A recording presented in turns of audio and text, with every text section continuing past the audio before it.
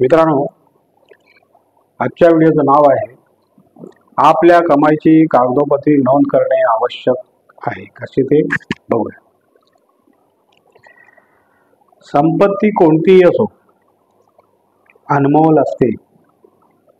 दागिने असो, वाहन, घर वा एखादे इन्व्हेस्टमेंट. सामान्यतः आपला विचार असतो की आपण कमावलेल्या संपत्तीचा लाभ आपल्या भावी पिढीसाठी मिळावा, आपल्या भावी पिढीला मिळावा. पण त्यासाठी आपण पुरेसा बंदोबस्त करीत नाही, ज्यामुळे भावी पिढीचा बहुतेक काळ त्या संपत्तीवर दावा करण्यातच निघून जातो. त्यासाठी आपण आपल्या संपत्तीच्या खरेदीपासून त्यांच्या दस्तऐवजीकरणापर्यंत गंभीर असायला हवे. Very good.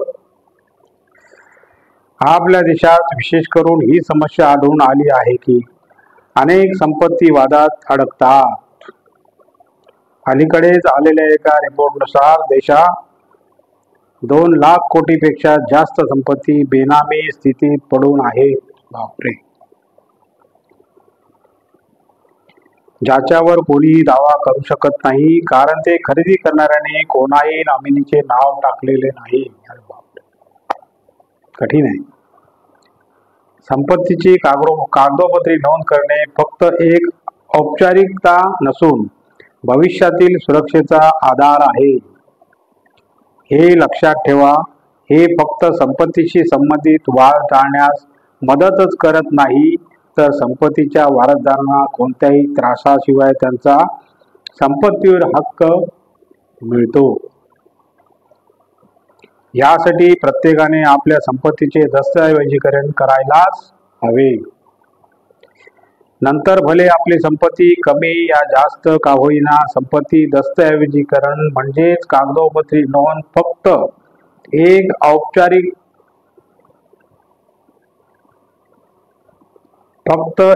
औपचारीकरण नाही. आता तर डिजिटल युगात आपण आपली संपत्ती डिजिटली सुरक्षित ठेवू शकता. काय ते बघूया.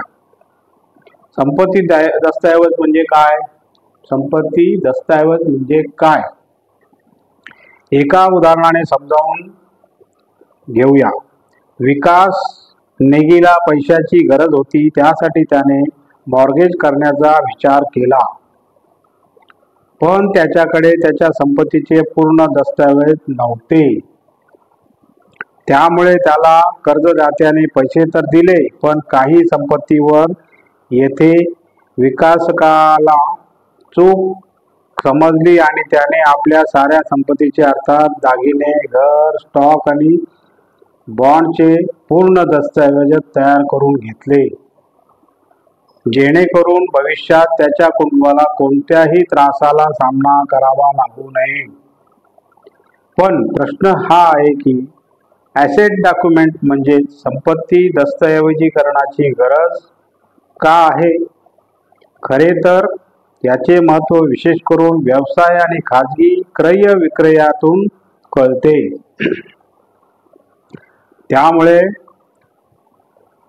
आपल्यासोबत सौदा करणाऱ्या व्यक्तीला आपली कमाई, कमाईचे स्वरूप इत्यादी गोष्टीची माहिती सहजतेने मिळते. मित्रांनो, एवढेच नाही तर जेव्हा आपल्याला एखाद्या मोठ्या लोनची गरज असते, तेव्हा कर्जदाता आपल्या दस्तऐवजाच्या आधारेच आपण ते फेडू शकाल की नाही हे ठरवू शकतो.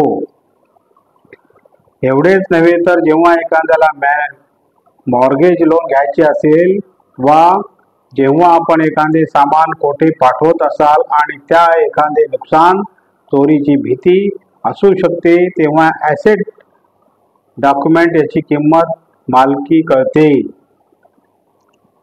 ह्याची किंमत आणि मालकी कळते. याशिवाय आपल्याला आपली संपत्ती विकायची असेल तर ॲसेट डॉक्युमेंटवरून त्याची योग्य किंमत करता येऊ शकते. Very good. बनवा आर्थिक फाईल. काय ते बघूया. आजकाल बँकिंग खूप गुंतागुंतीचे झाले आहे, कारण यामध्ये खाते आणि वेगवेगळ्या ग्राहक आयडी व लॉग इन असते. यासाठी आपण आपली सारी माहिती दस्तऐवजामध्ये नोंदवून ठेवा. आपल्या आर्थिक फाईलीत पाहिलेत. संपत्ती व देणेकरांची माहिती ठेवा. उदाहरणार्थ बँक खाते, क्रेडिट कार्ड, कर्ज पॉलिसी, संपत्ती, गुंतवणूक इत्यादी एका जागी ठेवा, जेणेकरून आपल्याला आणि आपल्या कुटुंबाला याचे पूर्ण चित्र मिळू शकेल. Very good. याशिवाय आपण आपल्या जीवनसाथी व मुलांना पैशाच्या बाबीमध्ये सामील करा व त्यांना सर्व माहिती सांगा. मृत्यूपत्र बनवा, यामुळे हस्तांतरण सोपे होईल.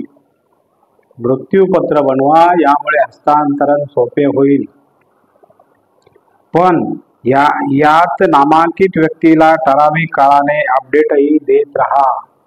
आणि अशा प्रकारे मित्रांनो, आजचा आपला व्हिडिओ संपलेला आहे. आणि तुम्हाला जर माझा व्हिडिओ आवडला तर लाईक करा, शेअर करा, सबस्क्राईब करा आणि कॉमेंट जरूर करा.